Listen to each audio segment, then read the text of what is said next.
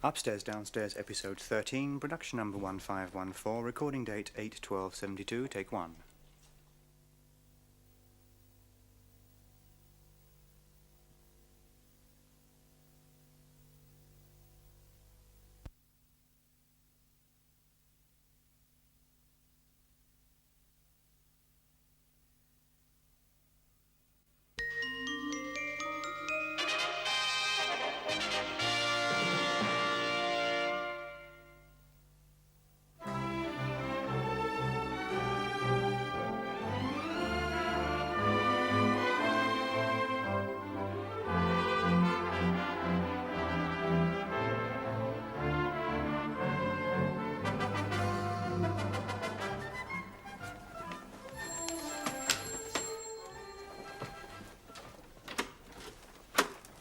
Rose, take these before I drop them all. Very good, madam. Any news of Edward? Hospital said he broke his leg in 3 places. Oh, those kitchen stairs are a death trap. I know. Lady Prudence is collecting those when she comes to tea. Right. Everything all right, Shay, Madam Yvonne? Fine, thank you, Rose, except that some people seem to think it unnecessary to pay for what they buy. Yeah, you should get the police on them. Commit half the peeresses and Debrett to prison, I wouldn't mind. Oh, whose hat? Beg pardon? Who has left an extremely shiny silk hat on the hall table?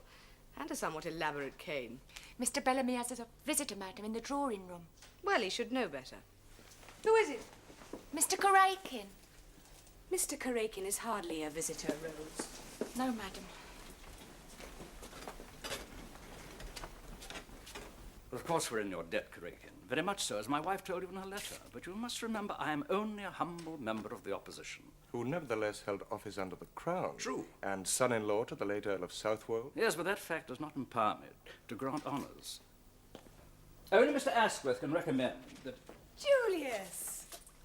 Nobody told me you were here. Elizabeth, we are discussing business. Julius and I are partners in business. The hat business. Yes, my dear, but these are matters of rather more importance than ladies' hats. Oh, are they? I'm sorry, I'll go away then. I shall take you to lunch at the Ritz, if you wish. I'm lunching today, thank you, Julius. Then I shall call and see you later at the shop, if I may. By all means do. I'll not disturb you any further. Excuse me. As I was saying, there's little I can do for the moment, especially since the House rose yesterday for the spring recess. All the same, if my offer could eventually reach the ears of the party treasurer... I'll do what I can. I can't say more.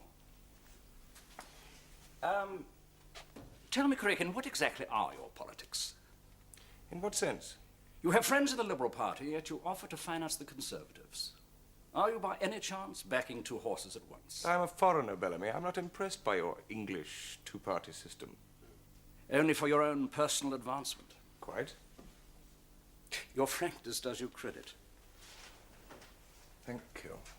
Nevertheless, in this country, gentlemen are expected to favour only one political cause at a time, as they would favour only one woman at a time. True, Bellamy, but as I'm constantly reminding your charming daughter, I am no gentleman. Quite. It was good of you to receive me. Not at all. Hudson, Mr. Karakin's leaving. Can I call you a cab? Thank you, no, I have my car.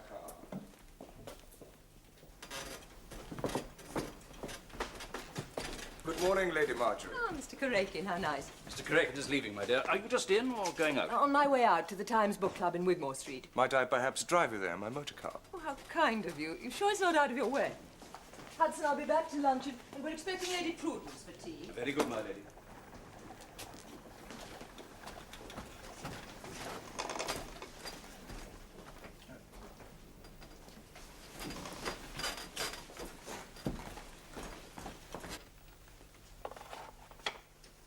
She could not marry him anyway.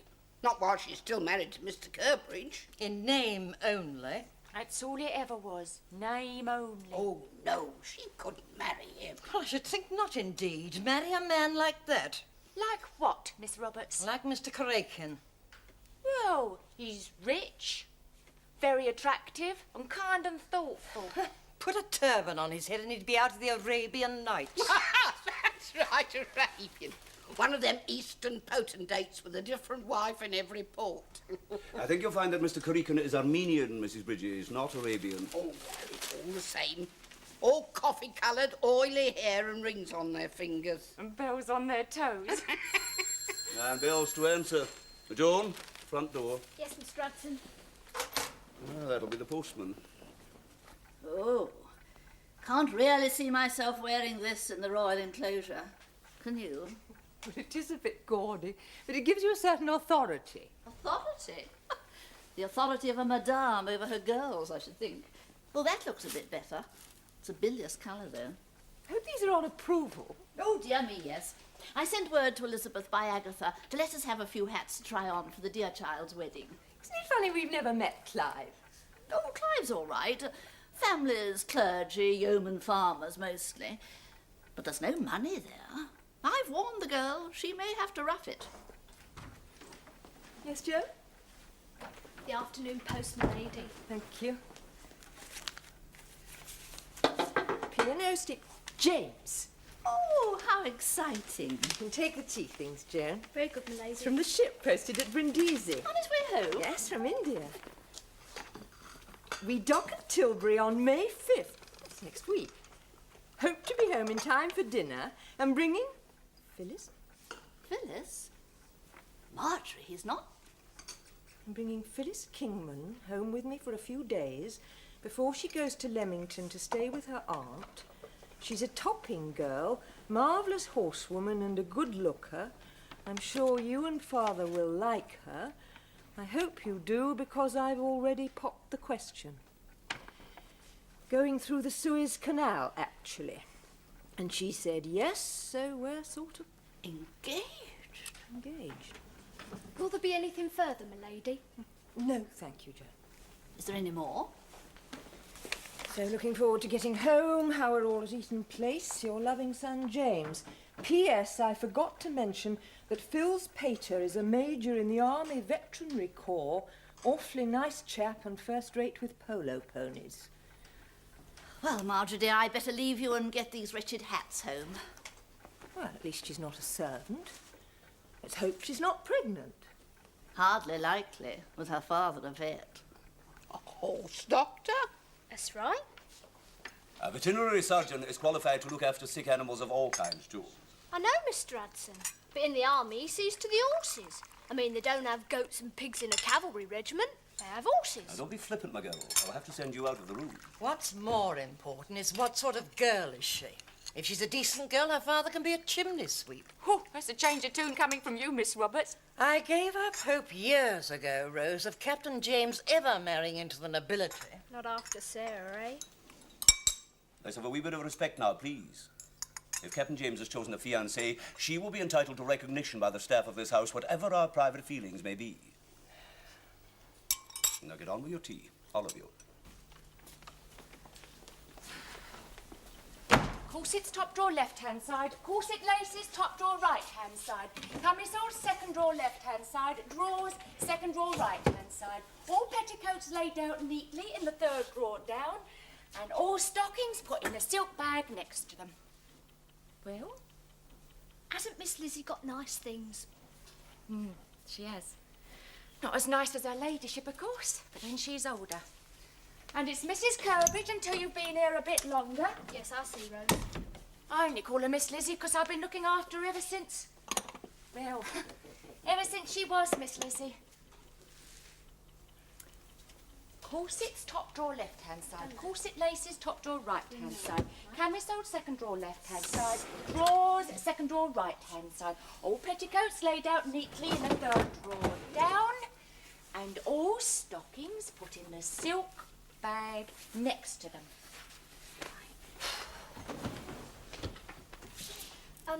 What dress shall I put out for Mrs. Curbridge for dinner? Oh, I don't suppose she'll have time to change now. It must be gone 7:30. Shall I turn her bed down then? Might as well, just in case. Case of what? In case... Never mind. Well, this is her bed. I mean, she does sleep here. Never know these days. What? Nothing. Get out a nightdress, you'll find it in the bottom drawer. Lay it neatly on the chair with her negligee. And slippers facing outwards. Why? Why? So she can slip into 'em easy. If you're going to be a lady's maid, you've got to learn all the little tricks, haven't you? I'm not sure I want to be a lady's maid. And draw the curtains on the landing. Yes, Rose.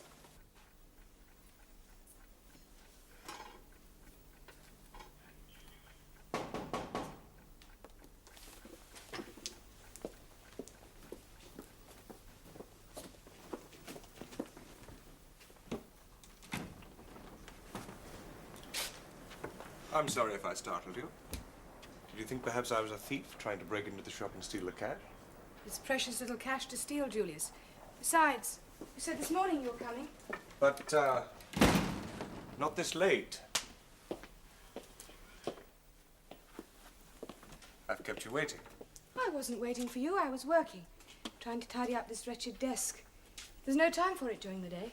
How is trade? It's all right.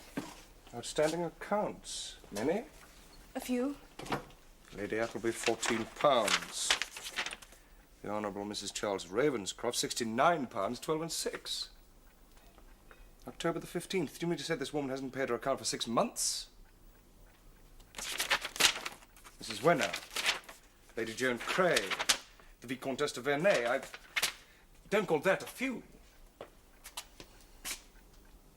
Why hasn't your electricity account been paid since last January? I have no idea. You come here simply to criticize my running of the business? The object of running a business, Elizabeth, is to make money, is it not? Anyway, I came here to ask you, since you declined my invitation to lunch, if you would accept my invitation to dine this evening. Now. I'm not dressed to dine. I'm very grubby and I'm rather tired. As you wish. Who's Lady Blanche Compton? Lady Blanche Compton. Why do you ask?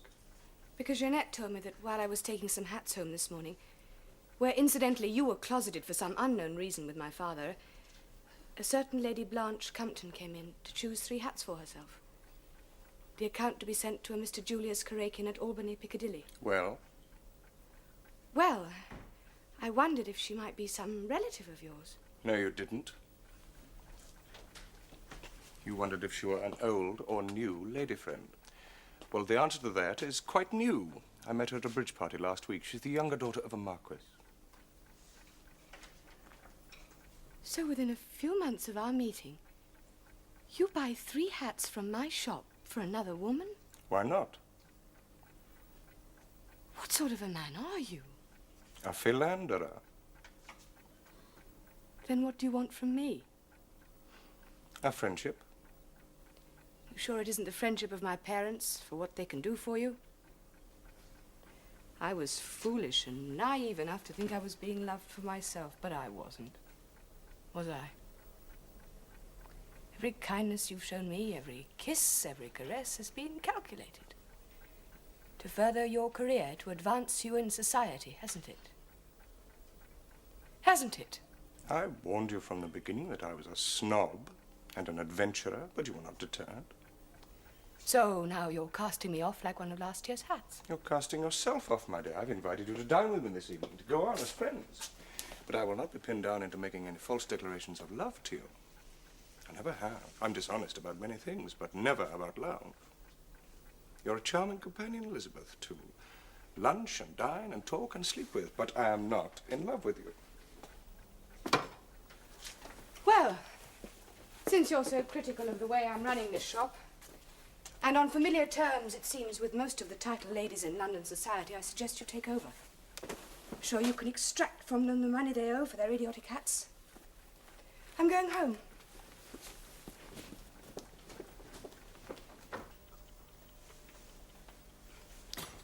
I bought you some nice cold roast beef. You shouldn't have troubled, Rose. I said I wasn't hungry. Well, you've got to eat sometime. Mrs. Bridges wants to know, would you like the sweet? It's chocolate blancmange. No, thank you. Nothing else. I'm really not hungry. Did you explain I had a headache? Yes, I did, and her ladyship said if you've still got it tomorrow morning, she's sending for Dr. Foley. I'm not ill, Rose. I just don't think I could face another evening down there with them, answering their endless questions. What about, Miss Lizzie? You know what about. You still seeing him? Is he your lover? Does he know about Lawrence? How rich is he really? Oh, it's only natural for them to want to know. After all, you are their only daughter. Well, James will be home tomorrow, so perhaps that'll take their attention off me for a change. Yeah, well, let's hope you can cheer up a bit for your brother's homecoming. That's more like it. Are you still seeing him? I don't know. We had words tonight at the shop. For the first time, I was really angry with him. What's he done to you? Why do all men have to behave as if all women are stupid, silly creatures? He said that? He thinks I'm incapable of running a simple little business like a hat shop. Well, in that case, why did he give you one as a present if he thought you couldn't manage it? Oh, it was a gesture, Rose. Something glittering to dangle in front of my eyes like a Christmas toy for a child. Dazzle it and make it obedient. And now he blames me for all the bad debts and the losses. So I told him he could run the beastly shop himself, and I walked out. Is that all? Just because he... Well, there was another reason, but I... Well, I think you've given up too easy. If women can't manage shops and businesses, how can they be expected to vote in Parliament? You're right, Rose. You're absolutely right. Now, I don't know what went on tonight between you and Mr. Karikin, but I do know one thing. You've got to show him that you're not a soft, silly woman what can't manage her own affairs. Now, you go back there tomorrow night and sort out the accounts. All right. And if he tries to interfere, you just tell him to mind his own business and you'll mind yours.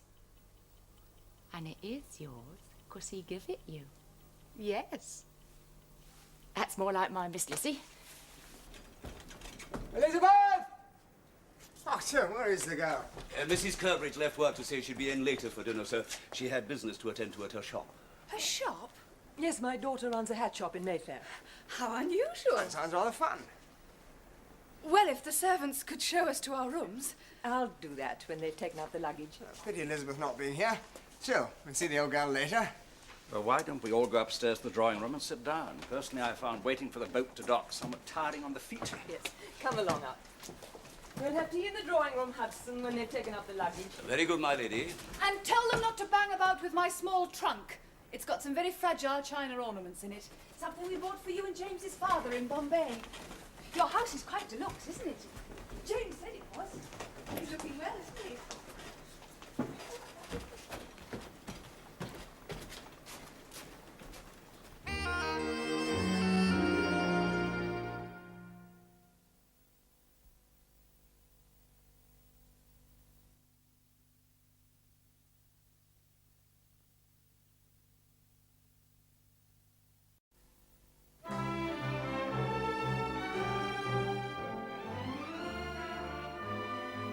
Idiotic fool of a native groom forgot to fasten his girth tight, and they were in full cry after a very fast pig when Father's horse stumbled and his saddle slipped. Father went under Panther's belly at full gallop. How very uncomfortable. Oh, it was. He got kicked in the eye and had to let go. He had an awful fall. He broke his rib and bruised his pelvis. But he said afterwards he'd had a splendid day. He's going to have a crack at the Carter Cup this year. I say I'd love another piece of cake. Phyllis rides jolly well herself, Mother. I'm sure she does. I'm afraid a gentle canter in Rotten Row is all we can offer you here. Oh, I'll be shopping mostly while I'm in town. Get myself some decent clothes. Oh, you can buy yourself a hat at my sister's shop, can't you, Mother? Yes. How long will your father be stationed in India? They were due home last spring, but he got offered a brigade posting and it meant promotion, so they'll be stopping on for another 3 years. I'll be staying in Leamington with my Aunt Hilda. She's my mother's sister until James and I can make some plans. Yes, quite. Of course you must stay here with us while you're in London. Oh, I will. Thank you, Lady Marjorie. Perhaps you'd like to come up now and see your rooms. Oh, thanks awfully. Stay and talk to your father, James. James doesn't look a bit like you, does he? Much more like his father. I look like my father, or so my mother said. Well, James, it's good to have you back. It's good to be back. By the way, I managed to save a bit of pay out there. In fact, my bank account's in credit for the first time since I went away. Phil's been marvellous. She helped me stop spending money. Does she know why you were seconded? Oh, I did tell her. About? Just about being in debt. Oh, that's all right. I know I'm not supposed to mention the subject, but I would like to know, purely out of curiosity, what happened to Sarah? Well, she left us after all. She became fond of a chauffeur we took on, a Welsh fellow called Watkins. They left together to start up a garage, I believe. Married? Oh, yes, he married her. Oh, good. Good. I hope she'll be all right. Yes. Well, perhaps you'll be relieved to know she was having a baby when she left. Probably had it by now, so... So no harm was done when she lost? No. Good. Phyllis seems a nice girl. Strong character, I feel. She's very determined. Oh, yes, one can see that. I'm very lucky, you know. She could have married anyone she liked. You're already sure she's the girl you want to marry? I mean, you have given plenty of thought to this, haven't you? Oh, yes. Yes, I'm extremely fond of her. But you are in love? Oh, yes, I really am. I know I am. I see. Good. Now, tell me, when did you rejoin your regiment? Well, I see my colonel on Thursday. I've got some leave, about 3 weeks, and then it depends. On what? Well, I don't know how you and Mother feel about this, but I'm thinking of leaving the army and trying to earn some money. Are you? I thought I might join one of those merchant firms in the city who trade with the Far East. Any particular one in mind? Well, I met this fellow in Calcutta who works for Jardine's, and he said he'd introduce me to them. Well, quite honestly, Father, life in the household cavalry is very idle these days. You know, strictly for rich young men with nothing better to do. Possibly, eh? But you'll still be on the reserve of officers, won't you, in case of war? War? Where?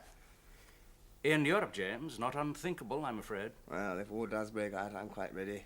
I've been in action since I last saw you, didn't I? Didn't I tell you? Oh, yes. You wrote to your mother about a skirmish on the Afghanistan border. Your letter nearly frightened her to death. Well, it only lasted half an hour, but it was quite thrilling. This patrol I was commanding got shot at by these tribesmen from the side of a hill.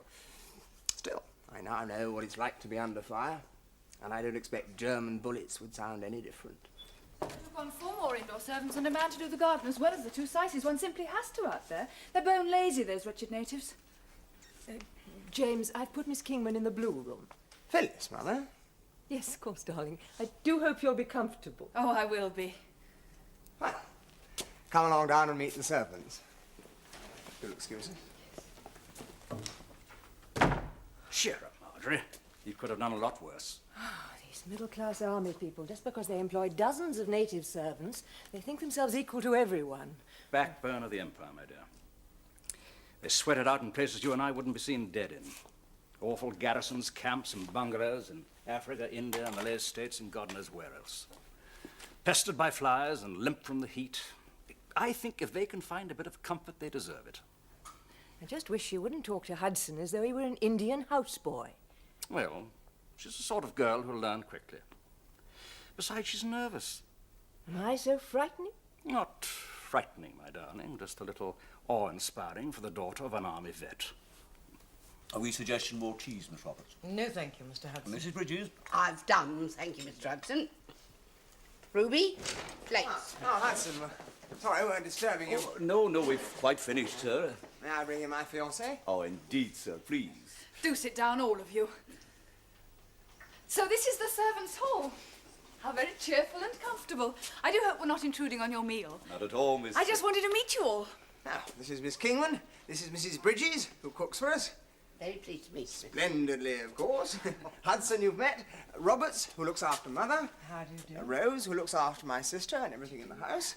Ruby, who helps Mrs. Bridges, and... oh, I haven't met you, have I? Oh, this is Jones, sir, the new under-house parlourmaid. Yes. Well, we mustn't keep you from whatever you're doing. Was India nice, Captain James? Oh, yes, I enjoyed it very much, thank you, Rose. It's a very nice country. Did you shoot any tigers then, Mr. James? No, Mrs. Bridges, but I did go out on one tiger hunt. Didn't get a shot, though. Still, I brought back Miss Kingman instead. Oh, thank you. I'm sure we would all like to offer you our congratulations, sir, on your engagement. Thank you very much, all of you. I'm sure we shall get along famously. Good evening. Good evening, Good evening, sir. Thank you. Good evening, Miss...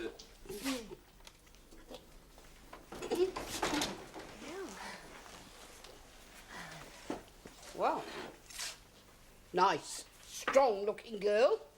Healthy or something. Stuck up, I'd say. She'll keep him in order, if anyone can. Do you know, I reckon he's a bit scared of her. Not a bad thing, neither. Captain James wants a strong woman. Needs, not wants, ruled. Needs a strong woman. Besides, you never know. One of these days she might be the mistress of this house. Isn't that so, Mr. Hudson? Aye, it is possible, Mrs. Bridges.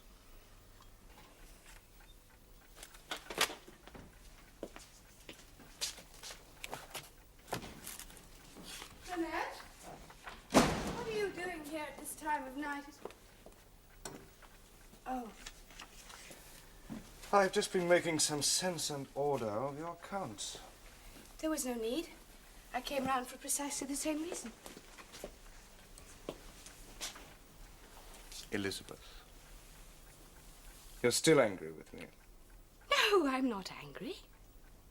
What then? I'm just a little disappointed, I suppose. I'm sorry. Julius, I know you've always told me what you were like. You were very honest about that. I hope so. But you see, I didn't believe you.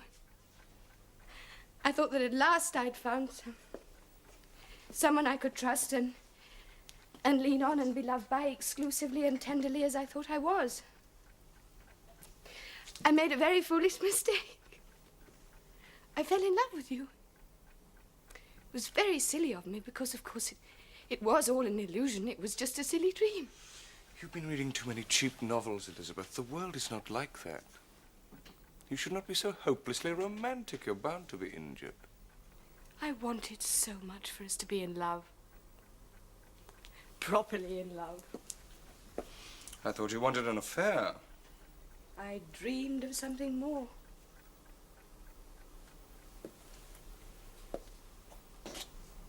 It was my fault. Well, there's very little I can say. Except to beg you not to spoil our few happy months together with bitter recriminations. We are both adult people. You are a married woman. Let us preserve for always what was just a charming incident in both our lives, yes? Yes, I'll try. James, Phyllis! What in heaven's name? You can't come in here dressed like that. Well, I can't get dressed because you've got the key to the big trunk. Oh, dear, look, I'll go upstairs at once if you could bring the key up. It's all right. Come here. Only joking. What if the butler should come in? Hudson is a man of the world.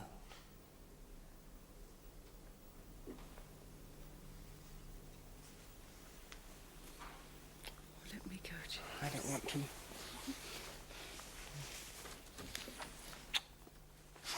Elizabeth! There you are! My brave bronze brother. Mind, you'll strangle Look at you! What's all this about a hat shop? Hi, so this is my sister Elizabeth, Miss Kingman. Hello, Elizabeth. How do you do? I came down to get the key for my trunk. Oh, I see. Well, how's life? What about, What about what? nothing? Lawrence? You were going to say, what about Lawrence, weren't you? Yes, I already know. Mother wrote and told me. So you're Mrs. K, but without Mr. K. That's about right, James. Lawrence and I are what is known as separated. It was all for the best, so don't let's talk about it any more. I expect it's a great thrill for you to have your dear brother back again, isn't it? May the 6th tomorrow? Mother's birthday, or had you forgotten? No, I hadn't forgotten. I gather we'd have a little dinner party to celebrate it. Family dinner. Just the 6 of us. Then it won't be exclusively family, will it? I'm looking forward to meeting your friend. Mother says he's enormously rich. Aren't you clever? Julius may not come. Oh, why? He may be too busy. That would be a pity. Well, if you'll excuse me, I think I shall go and dress for dinner. And if you wish to complete your toilet upstairs, I'm sure James will excuse you. Sorry about that. It's all right. My sister takes a little time to get used to people. I expect she's very fond of you. And perhaps a little jealous. Come in. Not in bed yet? No, not quite. Anything wrong? Nothing. Just felt like a little talk, that's all. Before turning in. Nice surprise. Well, it's been very much James's day. As I've spent the whole evening trying to make my future daughter-in-law feel at home, I think it time I paid some attention to my own daughter. Father, how sweet. Do you mind if I get into bed? No, please do. You'll catch cold.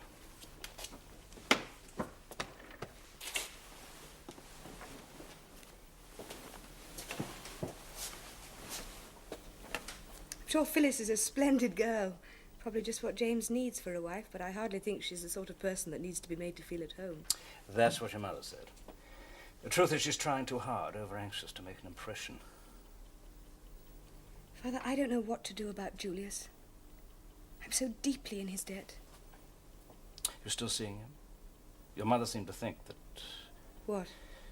Well, that things had cooled off between you. Yes, they have. But how can I let him go out of my life owing him so much? You owe him nothing, Elizabeth. He bought you as he tried to buy us, your mother and me. It may have cost him the lease of this house and the price of a hat shop. But he got what he wanted, and don't you forget it, my dear. I don't wish this to sound harsh or indelicate. But I think you ought to know that as a result of my introducing him at his own request to Sir William Gates and Lord Newton, Julius Karakin has been asked to advise the Conservative Party on financial investment and expenditure. He's become a close friend of Arthur Balfour's and is a candidate for the Athenaeum. He has had his...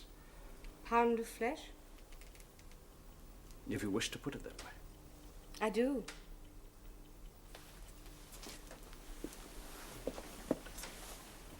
Put him out of your mind, Elizabeth. Father, what's wrong with me? I want so much to be married, happily, and have children. Just to be ordinary. Perhaps I never will be. Oh, it's just the right man hasn't come along yet, that's all. But he will one day. Plenty of time. Is there? I'll put out the light. You get some sleep. Father, what would I do without you? There. You'll get some sleep.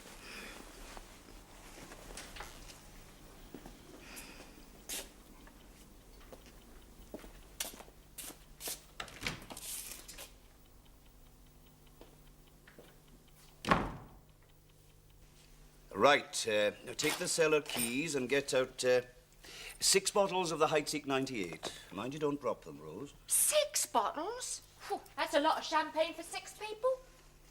Here, that's a bottle each. Ooh, they'll be halfway round the Marble Arch before they get to the fish course. Today is Her Ladyship's birthday, Rose, and Captain James is home and engaged to be married. Twin events which call for a family celebration. Yes, Mr. Hudson.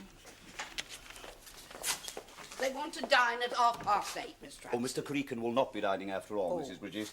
Her Ladyship telephoned Lady Prudence to come and make up the number. Oh, Lady Prune. Oh, that's more like family. Oh, I'd sooner have her to my birthday dinner than that coffee-coloured Arabian. Armenian, Mrs. Bridges. Oh. Hey, Mrs. Bridges. All for you. Oh, Let's see how you get on with cooking the dinner. All right, Rose. Go and get the dining room laid for luncheon. Yes, Mr. Hudson. Oh, nice letter from Nanny Webster. You never catch her forgetting a family birthday. Oh dear, her writing's getting so shaky. I'm not surprised, considering she was almost blind when she left here last year. The kind people are to remember. And thank you again, my darling, for the beautiful pendant. I shall wear it tonight. Oh, isn't it a lovely morning? So it should be for your birthday. James's first day home. Where is James, by the way? I haven't seen him this morning. He breakfasted early and walked through St. James's Park with your father. I have to go out now, darling, so will you take care of Miss Phyllis? Yes, Phyllis. Be nice to her. Yes, I'll try. Says in the Morning Post the King's confined to his room at Buckingham Palace with a bad attack of bronchitis. Oh, dear. Well, the doctors will get him well again. They always do.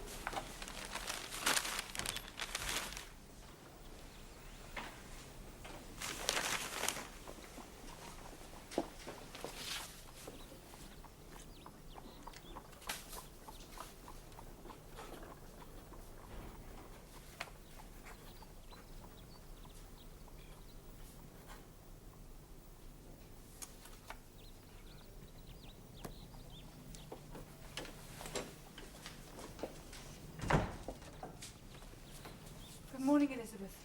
Phyllis! Dear. There. Now, what would you like to do this morning? Well, I had thought of going to the Army and Navy. It's not far from here, is it? No, not all that far. I have to order some things for my father. Well, then I shall accompany you, if you will allow me to. That would be splendid. Perhaps we could walk. It's a fine morning. Phyllis, I want to apologize to you. I was insufferably rude yesterday. Please forgive me. Dear me, that's all right. I don't mind. It's no excuse for bad manners, but Well, I was feeling sorry for myself and rather wretched, and I took it out on you. Don't mention it. I do understand. I'm glad you and James are going to marry. And I hope we can be great friends. Oh, I know we shall, Elizabeth. Let's get our hats on and go shopping. I shall try to cheer you up. Oh, hello, darling. All alone? There's Phyllis. She's upstairs gossiping to Elizabeth. I'll be down soon. Sherry, Mother? No, I'll wait. They get on remarkably well, don't they? Yes. I'm glad. She's a very friendly girl. Yes. And I'm sure she'll make a charming and a good wife. I know she will, Mother. She doesn't mind about you leaving the army? Not a bit. She's happy with whatever I decide. Of course. Being the wife of a captain in the Life Guards is very different from being the wife of a clerk in a trading company in Leadenhall Street. Oh, but Mother... Yes, I know it's only for a short time while you're learning the business, but your salary will be very small. We'll have to live very simply and economically. I just don't want your relationship to be under too much of a strain from the outset. You do know what I mean, don't you? I can assure you, Mother, that Phyllis would be happy anywhere. We are in love with each other, and we believe in a lot of the same things. And we're going to provide you with lots of lovely grandchildren, so don't worry. No, I won't. Yes. There you are. Come and have some sherry, Phyllis. Oh, thank you, Lady Marjorie. Did you two find what you wanted at Yes. the Army and Navy? Yes, and then we had tea at Gunter's. We had so many parcels we could hardly get into the cab. Lady Prudence Fairfax, my lady. Many happy returns, my dear Marjorie. Oh, what a lovely family gathering. Ah, you must be Miss Kingman. How do you do? How do you do? Miss Lizzie hardly touched her dinner.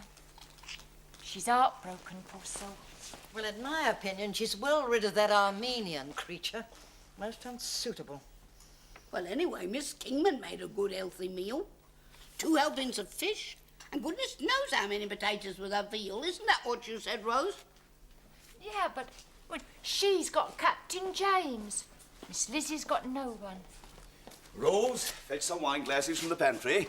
Oh, bubbly. The old ones, not the best, with the master and her ladyship's compliments. For us? 2 bottles, Mrs. Bridges. The master suggested we might care to celebrate the events of the day down here. I'm quite partial to a glass of champagne from time to time. Oh, well, on special occasions. Here we go now. Oh, there she blows. Now, hold it steady now, Rose. Lovely, Mrs. Bridges. One for Miss Robert. Come on, John McGill, over here. You have a wee drop as well. Only a Plenty wee drop for for all of us. us. There we are now. Well, this is a pleasant surprise. Prudence, dear. Oh, thank you, Richard. You know, you shouldn't spoil me like this. After all, I'm really an intruder on a family occasion. That's nonsense, Prue, and you know it. We all look on you as one of the family, don't we, James? Yeah, well, personally, I have the greatest difficulty in stopping myself from calling you Aunt Prue, even though you're no relation. Ah, James, what a sweet thought. All the same, Aunt Prue rather conjures up a stern, elderly spinster with an ear trumpet, not an elegant lady of fashion like Lady P. Fairfax. Dear James. Elizabeth. Thank you, Father. Now, drink it slowly, Elizabeth. We don't want to have to carry you up to bed. James. Well, my dears, I thought today called for a little celebration at 165 Eaton Place because not only is it the anniversary of the birth of my precious wife, we also have to welcome home from India Our precious son. our gallant captain. That's better. Yeah. And a warm family welcome, and that includes you, my dear Prudence, to Phyllis, who is about to become a charming new member of our tribe. Many happy returns of the day, Marjorie. And I know I speak for all of us here when I express the hope that we may long continue in the service of... Front door. In the loyal service of our present employers. To the family. The family. The family. Front door, Rose. Put your glass down. See who it is. They're not expecting anybody else, are they, Mr. Hudson? Not as far as I'm aware of, Mrs. Bridges.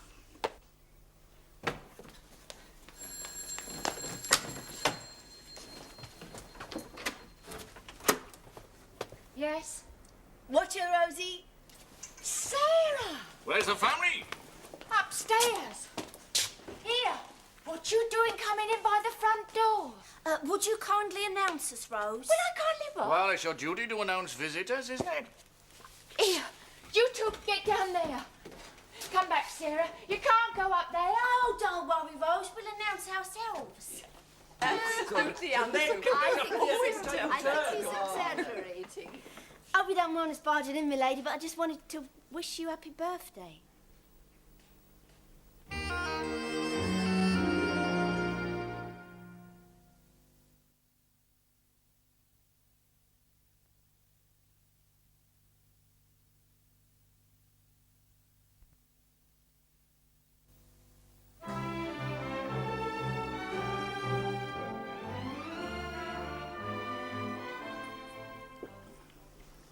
Oh, that's a very nice drop of wine. Miss Roberts. Well, just a drop. I'm very partial. It's very kind of them, I must say. Mr. Hudson, come quick. What is it, Rose? Thomas Watkins and Sarah, loud as live. What? Where? Upstairs in the drawing room. They pushed past me, said they'd come to call. Oh, you should have stopped them, Rose. I couldn't. They was halfway up the stairs before I could blink. Well, they've as much right to be up there as anyone. I mean, they're not servants no more. Whether they're actually in service or not is purely academic, my girl. They are of the servant class, and as such have got no right to go barging into the drawing room, especially under the circumstances. And with Mr. James up there, too. How dare they? Watkins and Sarah were with us here for a while, weren't you? That's right, my lady. We've got this garage business now. Buying and selling motor cars up in North London. It's Kilburn, actually. Thanks to a little windfall. And Sarah's baby's due next month. That's splendid. You're looking well, Sarah. Oh, I'm my lady. Ah, Hudson. Evening, Mr. Hudson. It's us, Mr. Hudson. Ah, yes. Good evening. Yes, Hudson. Sir? Do you want something? Oh, no, sir. I simply wanted to say that if Mr. and Mrs. Watkins would care to... Some of the staff downstairs would very much like to see you. Mrs. Bridges, Rose... I'm sure they would, Hudson, in a minute. I just want to give you a present first, my lady. Oh, Sarah, how very kind of you. You shouldn't have done that. She used to work here as under-house parlourmaid. Really? He was our chauffeur. And they got married and left. She's pretty. Sarah, it's a beautiful scarf. Well, it's not exactly your style, but it is with our very best wishes, me and Tom. That is Mr. Watkins and myself, lady. Thank you both. I'm very touched. It's our pleasure, my lady. Everything all right at the garage, Watkins? Flourishing, thank you, sir. Yeah, he's kept ever so busy mending motor cars all day long, isn't he, Tom? Oh, that's good. Well, perhaps you would both like to go with Hudson now and see the others? Oh. Yeah, well, I want to show Rosie me hat. Rose, that is. Ta-ra, everybody. Yeah, we'll go and taste some of Mrs. Bridges' fruitcake. Excuse us, my lady. Thank you, Mr. Hudson.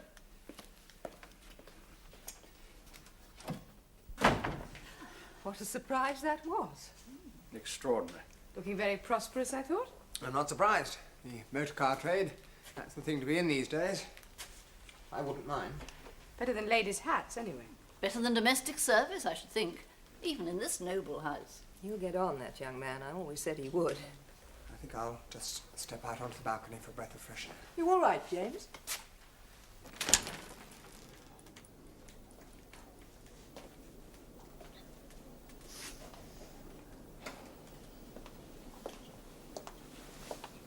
Oh, don't come out, Phyllis. You'll catch cold without a wrap or something. Of course I won't. It's warm. Oh. Here you are. Lights of London. Heart of the Empire. Home. Listen. A sort of humming sound. Can't you hear it? Yes, it's coming from over there, towards Victoria Station. What's coming from towards Victoria Station? A sort of murmuring sound. A train, perhaps? No, shh, listen. Sounds like a huge crowd of people. I'm afraid that's what it is. Oh. There's a huge crowd outside Buckingham Palace just standing there, waiting for news. Has been since tea time. Is the king very ill? The man I met in the club this afternoon said they thought he might not live through the night. Well, oughtn't we to have cancelled our dinner? I saw no reason to spoil a family evening. Poor man. Yes, it's a bad business with Asquith being out of the country and everything else. If he does... well, he's had such a short reign. 12 horsepower. She's tuned up nice now. She can do 35 miles an hour downwind. Honest, he drives ever so fast, Tom does. I'm terrified sometimes. I mean, what if the wheel come off? Aye, well, we'll be getting another motor car soon. I mean, now the petrol sales are picking up. Well, how's Rosie then? Very well, thank you, Thomas. Miss Lizzie? She's fine too. Seems a long time since Greenwich, eh? You, Mrs. Fellows on her leg. Good days, weren't they? Well, they lasted. Tell you one thing. Well, let's have a drop more of this then. Oh, I've got plenty more. Mrs. Bridges, what about you?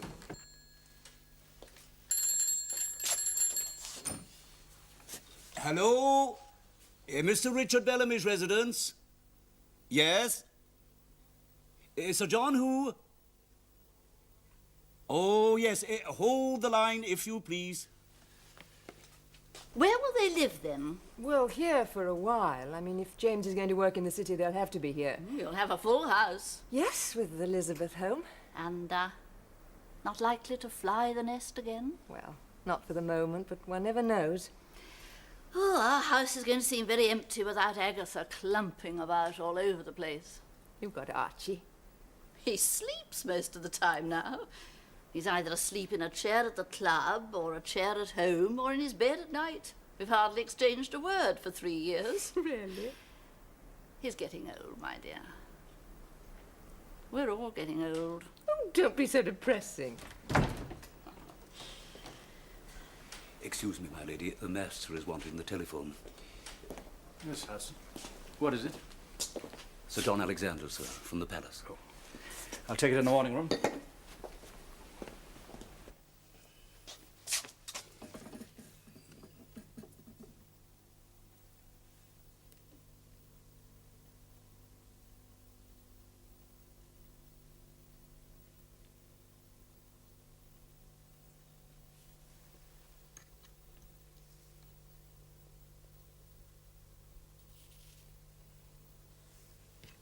That's 9.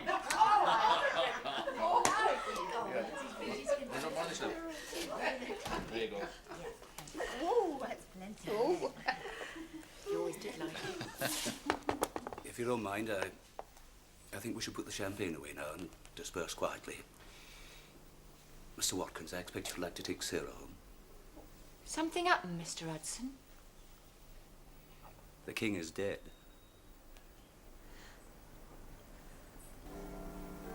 I wonder what sort of king the new one would be. Worthy, but not the same. Jack Alexander said the Queen sent for Mrs. Keppel this afternoon to come over and sit with him. 1901 to 1910. The children will have a new date to learn for their history examinations. 9 years isn't very long for a reign. Quite a decade. I wonder what the next 10 years will be like. Cold, Marjorie? Just a shiver down my spine. You ought to have something round your shoulders. It's all right. Only someone walking over my grave. Come in now. I must go home soon. You two coming in? You'll catch cold out there. It's all right, Father. It's quite warm. Leave the children. They'll come to no harm. They're young.